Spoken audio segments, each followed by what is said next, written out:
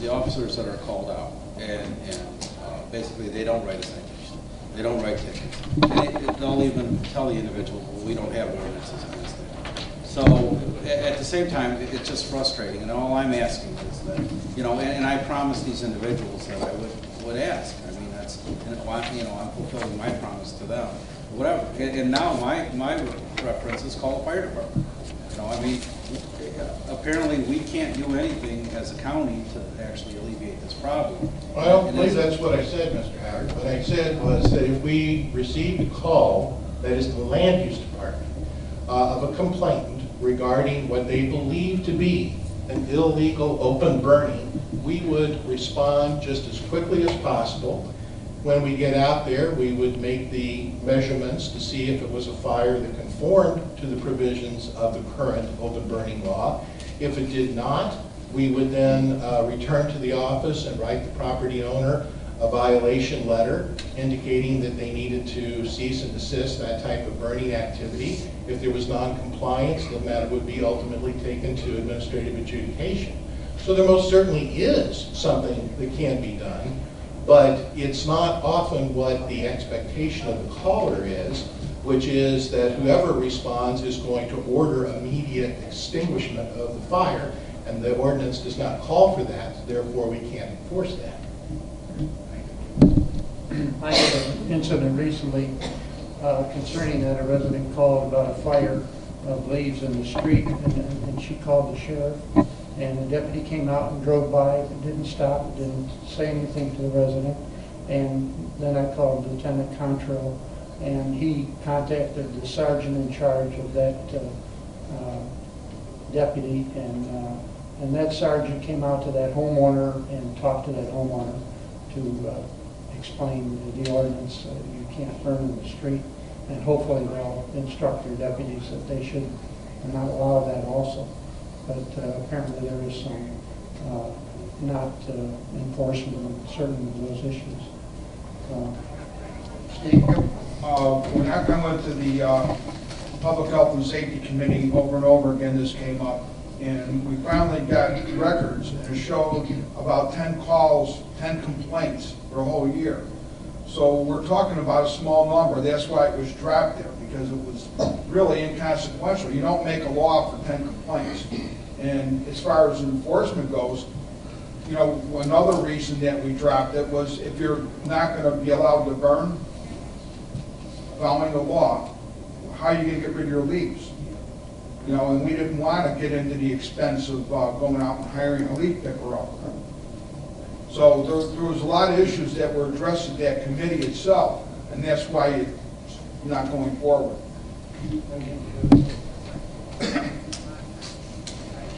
Just to add what Mr. Paddock said, I believe that we as a county have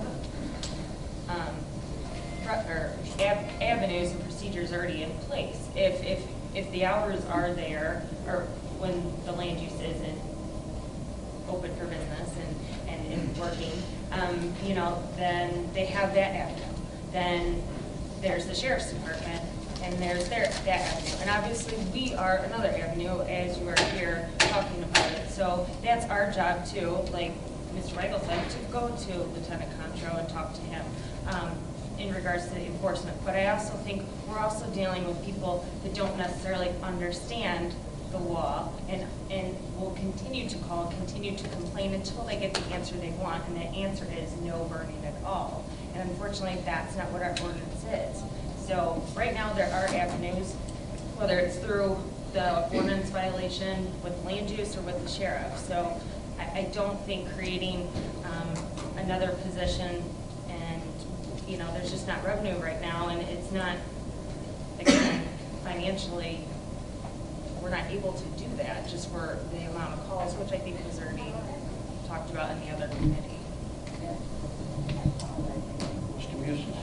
Yeah, if we have some deficiencies in our current ordinance, we probably should address it. If our ordinance doesn't allow for us to legally say, you have to stop burning now, put it out, then we should tighten up that ordinance.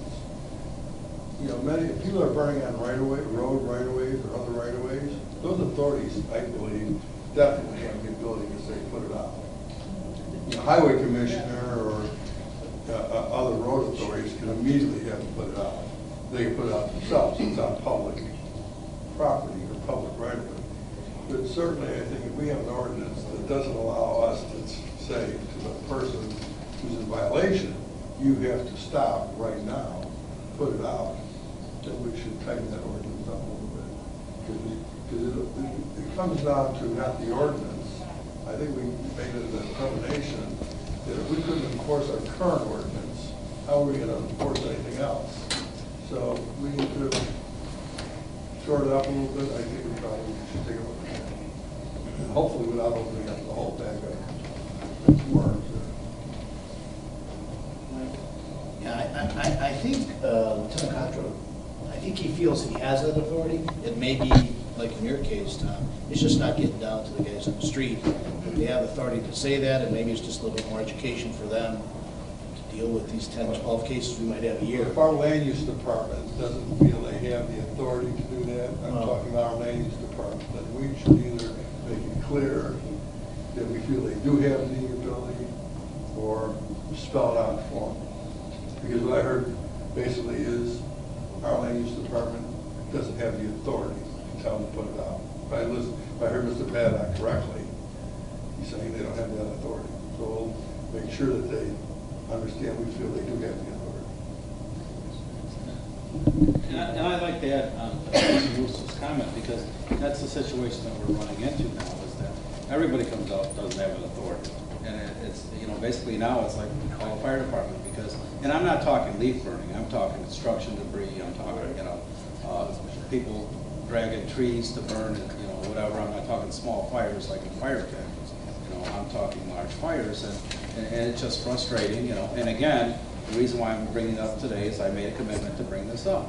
And I'll, you know, I have to go back to what actually transpired here. But if we do, and I agree with, you know, Mr. Mooses on this, if we do need to get that authority, we have to get it. I mean, we have an obligation here to enforce that, you know. And if we can't do it, then let the fire department do it.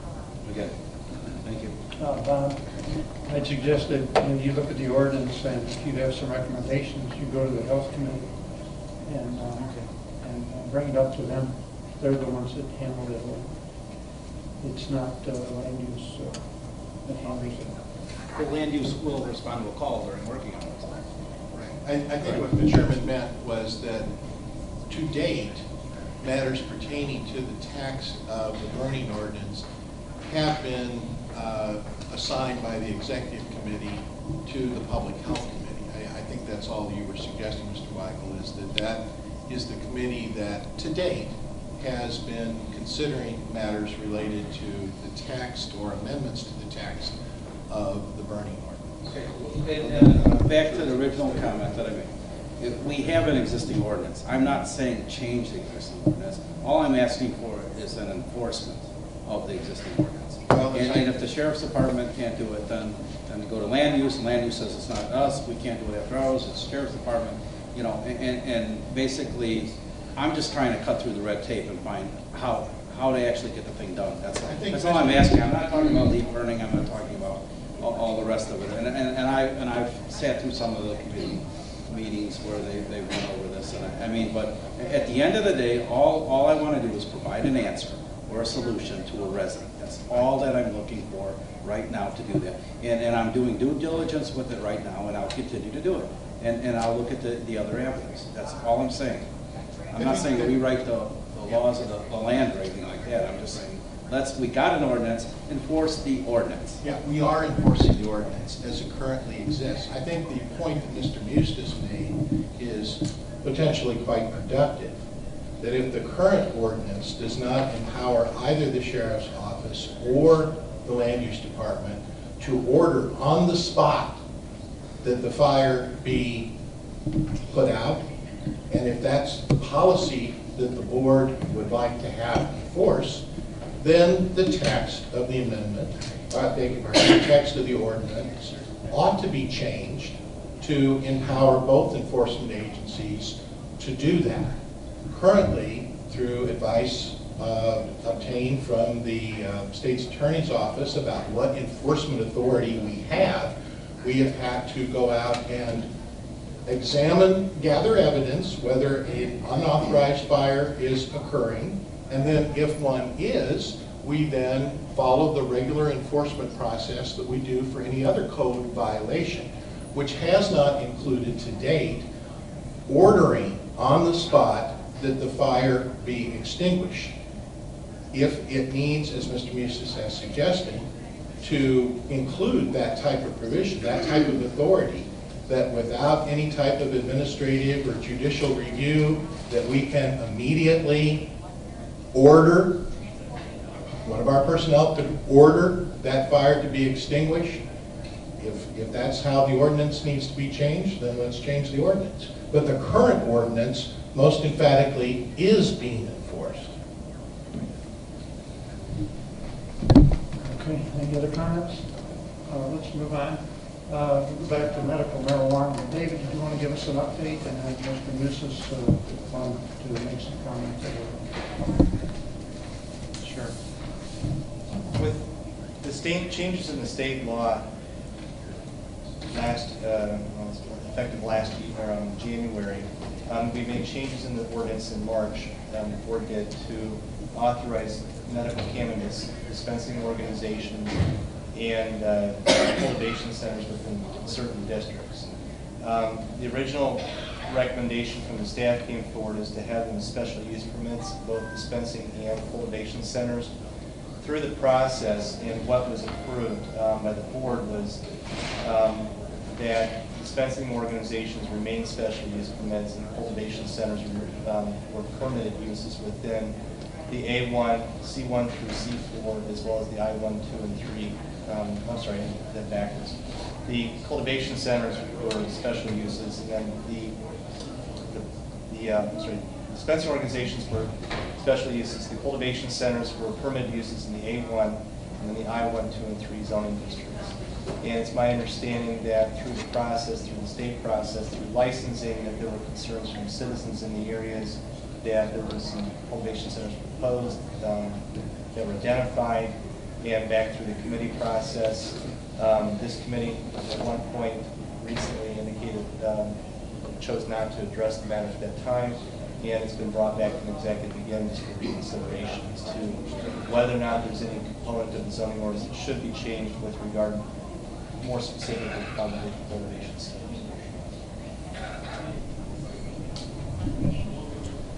When we allowed in our ordinance for cultivation centers and for the retail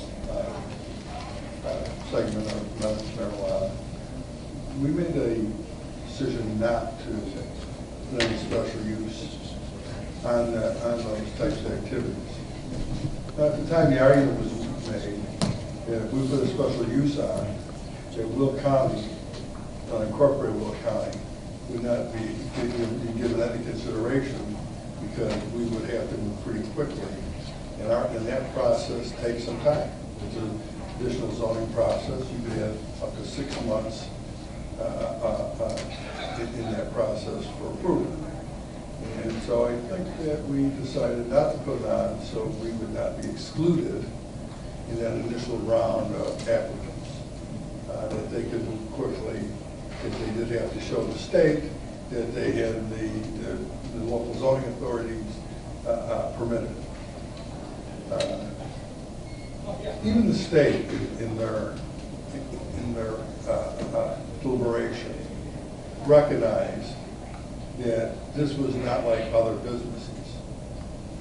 Even they, in some ways, put a special use. They put a lot of restrictions. You couldn't put even within a certain distance of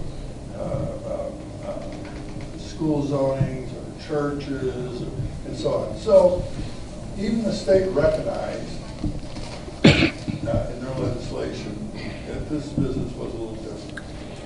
We require, and the reason we have special use permits in our zoning process, and we do not give zoning just by right, a zoning classification, because there are some activities that potentially negatively impact surrounding property owners. and residents. Not only their values, but their quality of life. And that's why we don't give it by right. Certainly, this is one of those activities.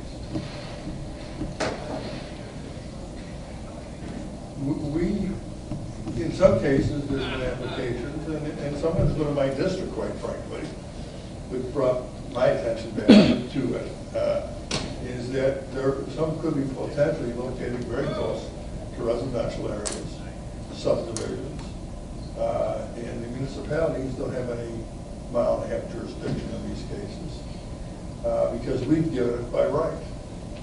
They can't weigh in. The community can't weigh in. They can't say whether they're for it or do they think it's positive or negative.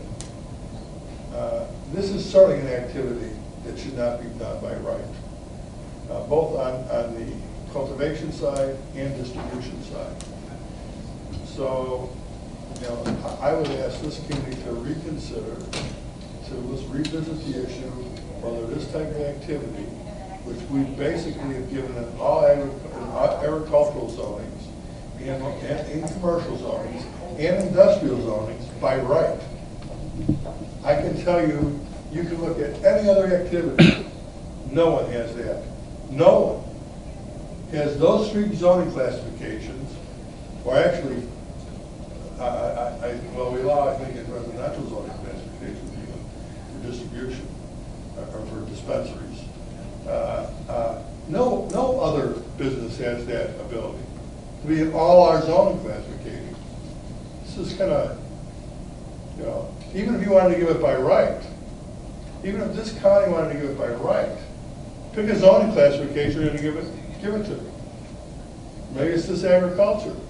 But to say that it's going to get, by right, going to have all the commercial zonings, all the industrial zonings, and all the agricultural zonings, that's too far out there, and it's certainly not in public interest. So, I would suggest this needs to go back. We need to look at zoning classifications. We're going to allow cultivation in, and make a determination under what zoning class, this zoning districts, we're going to require a special use. So there is a process for the public to weigh in. Okay, comments by committee? Mike? If we are going to do that, we need to do it pretty quick, because as you may be aware, at least on the cultivation side, there are 156 applications that have been put in. Each one of those applicants have paid in excess of $50,000, and there are 14 in District 5. I don't know how many are in Will County, Grundy, or Kendall, but those licenses will be let December 1st through the 15th, and each one of whoever the winners of those licenses are will have 6 months to get and be operational, or they lose the license. My intention, Mike, is not to make it retroactive. These people who've applied will apply with the assumption they have the zoning. I'm talking about going forward.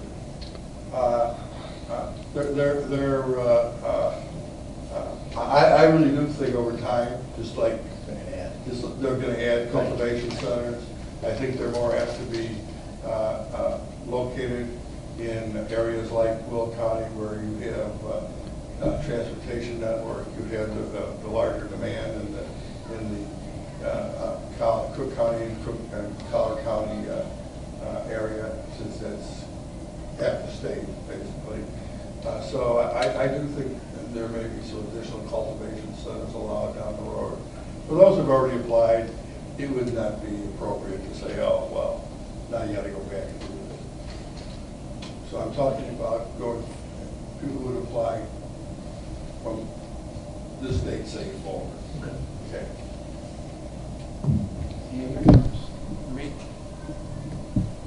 Mike just verbalized my concerns about those who had already applied, but I think it would be unfair. You already addressed my concern. Also, I think there should be a distinction between cultivation and distribution. I think that, while this is a unique industry, those are two very different functions. And I don't think that cultivation is as obvious as when people are coming to this place to buy this unique kind of product. and I don't think it's conspicuous activity. And so I don't think it has as much as a stigma to it as society is in transition. This is a medicinal thing. It's not necessarily something recreational where people are smoking to get high and have a good time. So, Not yet. Not yet.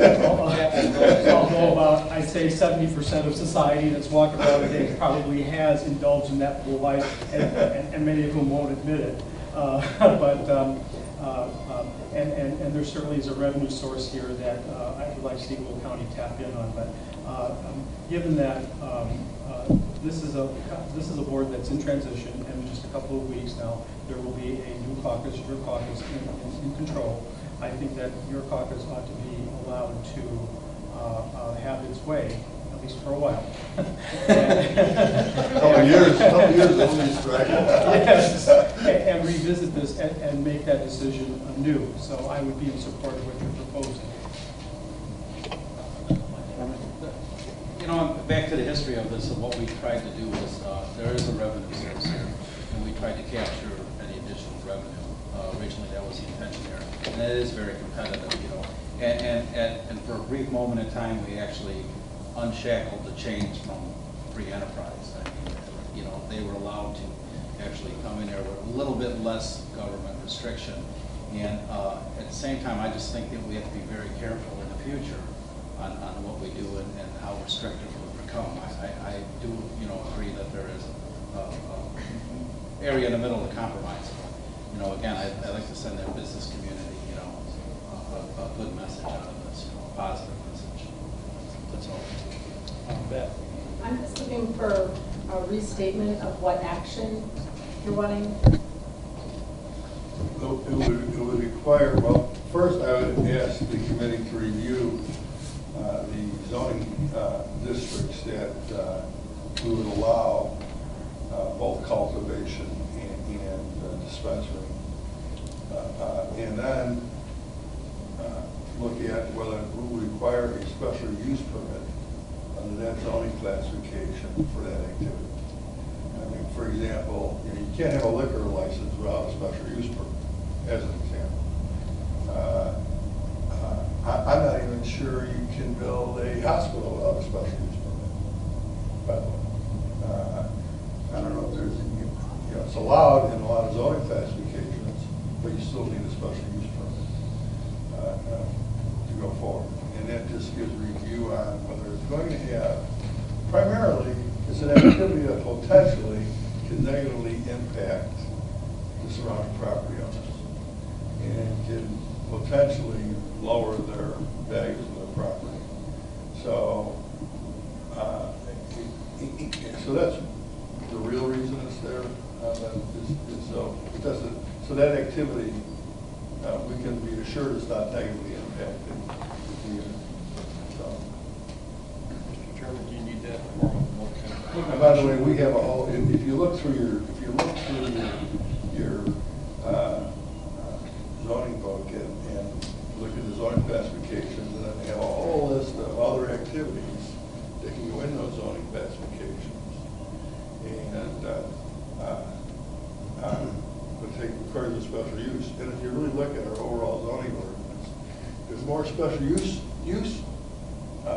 potentials for that zoning classification than there is really what you get by right. You get very little in our zoning ordinance. You get very little by actually right, which means it just automatically goes with the zoning classification. David? Mr. Chairman, I would, you know, I know it's the committee's discretion, but what I would recommend is that perhaps we revisit this in January with the other amendments to the ordinance that be forthcoming. Quite honestly, I think some of these changes that they occur within the text could be, I mean, from a procedural standpoint and what would be required within the ordinance, rather simple to make. So that's my recommendation from a staff perspective. We'll be discussing a lot of other issues with the zoning ordinance that we need to really tackle probably in the first quarter of next year, the calendar year.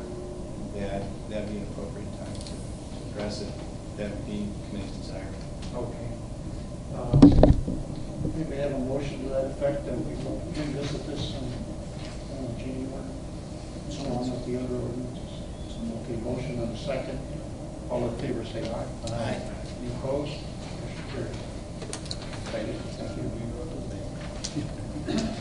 Other committee reports, Reed, do you have something on Yes, at this time, sprinklers? Mr. Chairman, Mr. Ray Slinsky of Finance Committee, I think, has some information that could enlighten the committee with respect to amendment to this fire sprinkler. Good morning, Mr. Chair, ladies and gentlemen, the Land Use and Development Committee. I'll do this. Before you, I put out a proposed amendment to the 2012 International Building Code, trying to capture that what was presented at last month's meeting, to take the concerns that Board Member Bible had brought to us, and to try to frame a more complete amendment that could be considered for adoption and for amendment to our building code. What I also did was Monday met with a representative of one of the properties that would be impacted with this, as well as that family. Their representative, Michael Lambert, has given me a list, which I downloaded and tried to distribute, of what they felt was also the possibility of some additional elements to what was being proposed. Although there are a number of these, or at least a couple that would involve zoning too, in speaking with Member Bible, I believe that we can narrow this down and have a compilation that would be something that we could present at a public hearing at a later date. What I would attempt to do is, as you have both of these, ask for any input over the next week or so to be sent to me, email, fax, in-house mail, any way you wish, and I could include that, but then take that compilation and give that to Matt, our state's attorney's representative, to make sure that we've dotted all our I's and crossed all our T's before bringing it back to you to allow you to go forward with a public hearing, should you wish. Okay. Reed, do you think this addresses what you're looking for? I think it's not right on, it's very close to it. I would like Mr. Slinsky to elaborate a little bit more on subsection D with respect to uses, so to address any concerns that members of this committee might have. The way it's proposed now, and what we try to do with any building code amendment, is make sure that it captures a need not just singular, but more broadly, so that it can be used in other atmospheres. However, in B, with said residential uses constructed within commercial building, we can tighten that a little bit by saying that the adjacent use, or the building that is placed within, does not occupy or reflect an H use, which in the building code language means high hazard. So that we don't have someone living next to their munitions factory, their fireworks assembly plant, that kind of thing. So I know those are sort of very wide and out there, but it also means storage of gases and such too that many people use and feel that are not explosive, as oxygen and many others. So that would be also placed in there, and more than likely what I would like to do too is in Mr. Lambert's submission, his D, I would like to meld that with our letter A, which I believe is going to better capture what County Board Member Bible wished as far as the expanse. Aggregate expanse means the entire building, whereas a portion of that, which would then be taken by a percentage of the building, but not to exceed a certain square footage for occupation by residential use, I think might replace our A or somewhat refine that. And this is the compilation that I'd like to put together and put before you for additional consideration after it's approved by the State's Attorney's Office. Okay. Any other comments by committee? Ray, I don't have a copy yet, so what I'm asking is, does that mean that you'll allow somebody that owns the property the right to build an addition onto their business and not force them to get sprinklers? What this means is if there is a portion within the building, whether it be a side or whatever, but attached to and incumbent within that building, that they, as long as they own it, could be exempted from the automatic sprinklering system.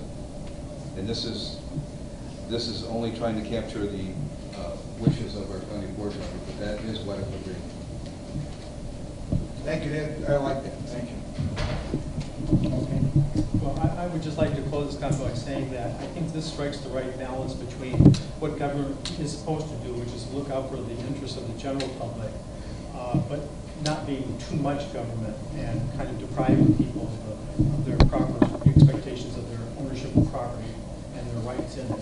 And since I probably won't be on this board when you come to vote on this, I just hope that I will have, this idea will have the support of the majority of you remaining members on this board when it does come to a vote. Okay, thank you. I think Darren is going to follow up on this also.